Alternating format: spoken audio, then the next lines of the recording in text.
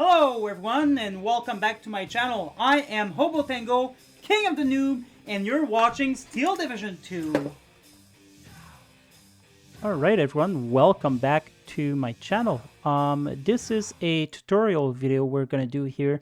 One of my clan member was asking, I was talking about him about how you would defeat opponent that have either Vanguard or Maverick income while you're playing balance. So what we're going to talk about a little here is delaying tactics.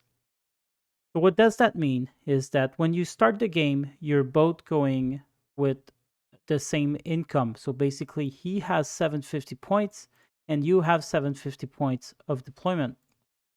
Since you're playing balance and the enemy is playing aggressively with a Vanguard income in this case, are you supposed to take a defensive position?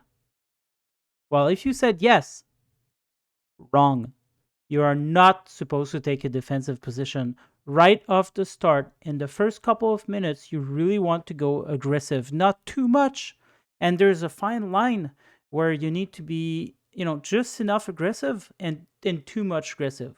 If you are too much aggressive, what's going to happen is, say you want to go really aggressive here and you overwhelm your enemy and you're fighting around in these parts. Well, he's going to have 140 income while you only have 110. So he's going to be easily able to outmaneuver you, to overpower you, things like that. And it's going to take also for you, not only do you have less points, it's going to take a long time for you to actually arrive and reinforce your unit while he's going to be directly there in the fight. So this would be a bad idea.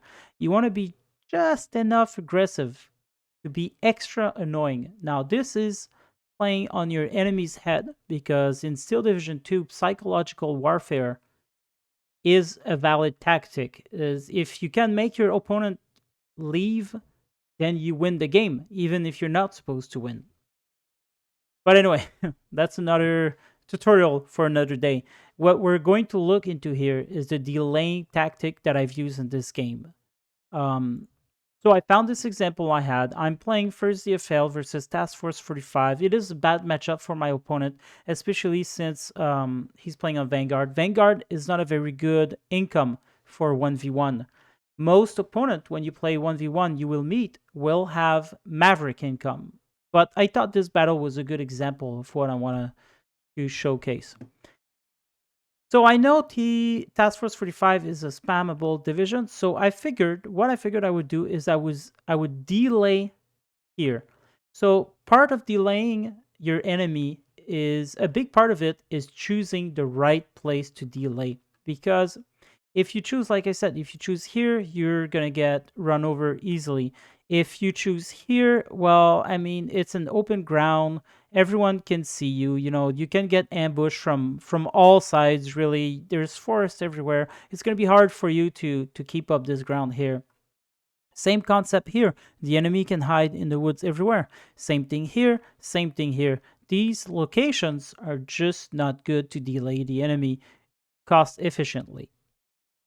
So I decide to go on the hill. On the hill, no one can actually, yeah, he could position here, but he's not going to be able to shoot a lot. I'm going to be, the roads are here, so I'm going to be attacking from this whole square here. And defending these roads is good for me because I do have forest all over the place, so I can really defend these roads good. And so that means this here is a good platform for invasion. And we're going to take this wood because the flag is right in the middle of the forest. So all you need is better CQC units than your opponent.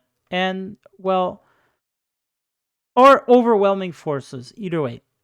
Anyway, so what I decided to do in this game is a little dirty for sure, but I've started up with a lot of FFI partisans. These guys are really fast. As you can see, they go at 115 kilometers an hour. So I decided to bring these guys all in the same corner and bring them here and then spread them around in these parts. What the goal of this is to delay the enemy and play psychological warfare. So if my troops are successful and they go around all of the places, my opponent will be spending most of his biggest income on trying to find and eliminate commando teams behind his line. And that's very frustrating. That's time consuming for him. He needs to buy units to unload on the spawn. Is very, very annoying. Very cheesy. But it's part of my delaying tactic. And while I delay him with this, I double delay him by overrunning him in the woods here. So not only he'll have to fight behind the line units, he'll also have to fight in a place that's not very advantageous for him. First DFL has a lot of bazooka unit. They have a lot of good CQC unit. I don't personally have my good CQC units in phase A, but that's another story. But I do have, good units with bazookas. So if he brings tanks around here, my troops are going to be able to shoot him. So it's really, it's going to be really hard for him to take back this ground. So let's just take a look at how it went. Oh, and let me adjust the audio. Okay, the audio is good. All right.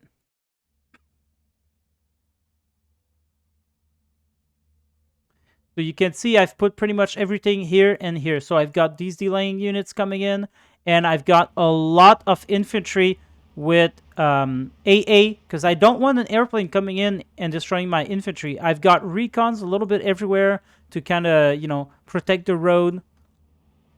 I've got these guys to protect the road as well. A lot of these guys will get unloaded around here. 4 of them. 5 of 6. But 3 of them are going to be moving forward. They're going to be shot at. This guy's actually shooting at these dudes. Alright, 2 of them are going to be unloading here. And actually, 1 of them is going to be able to go forward. He unloads here. Escapes the bomber. Now you see my opponent actually wasted his income to buy a bomber to try to neutralize me. Or if he already had bought it during the deployment, he's wasted his bomber on these guys. These guys cost 10 points, okay? And they're doing a lot of damage right now. They already destroyed a recon vehicle. I don't know. I think it was an M8. That's 35 points.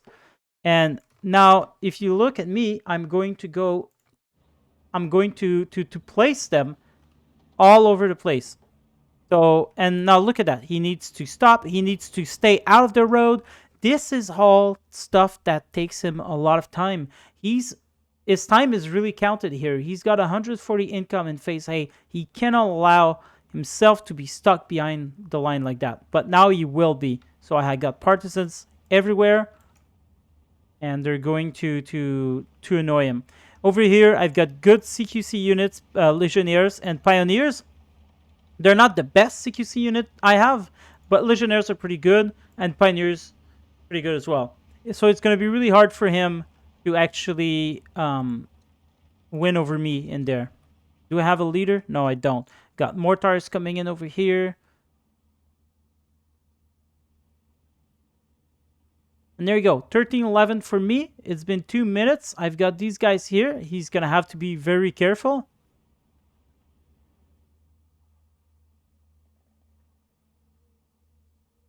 Over here, I'm trying to reinforce just in case. And I've got more mortars and more bazooka units coming in for this here. Now you see I'm going to be advancing. He's going to be advancing too. I'm going to be winning this fight.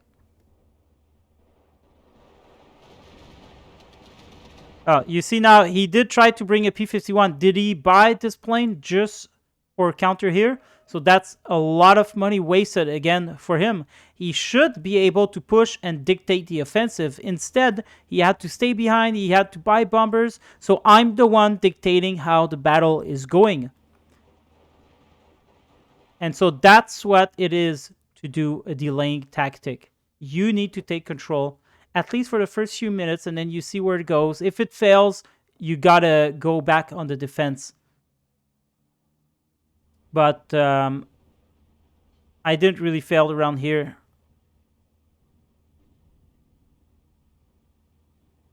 I'm destroying units, as you can see with the partisans. These guys had to unload earlier and walk the rest of the way. Over here, I'm taking control of the hill. And basically, the more this is going on, the better it is for me. I don't even need to win technically around here. I just need to delay him. And that's what I'm doing now. He can't really advance. He can't shoot at these guys because he's got nothing. He can't use the airplane because I've got AA.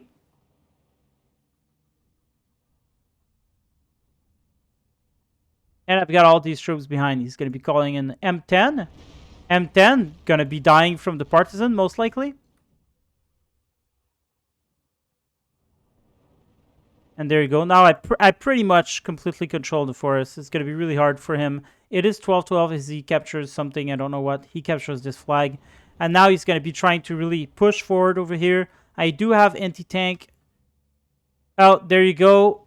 The tank actually died over here. Hempton died. So, he's buying units and they're dying and he's busy. So he can't notice that really. Has to be really annoying. Now he has to buy an artillery piece, 120 points artillery piece to target my AA if he ever hopes to win back the force. 2 minutes left to A phase, and then the income advantage is going to be in my camp for the entire rest of the game.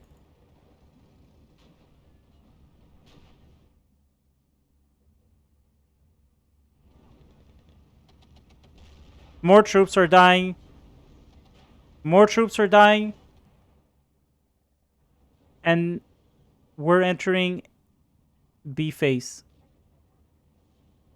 And so this is a delaying tactic. I've won that game. There's no surprise there. Oh, finally, he had to buy more units. So now he's starting to get to overwhelm me, but really, in reality, it doesn't really matter because now I've got the advantage.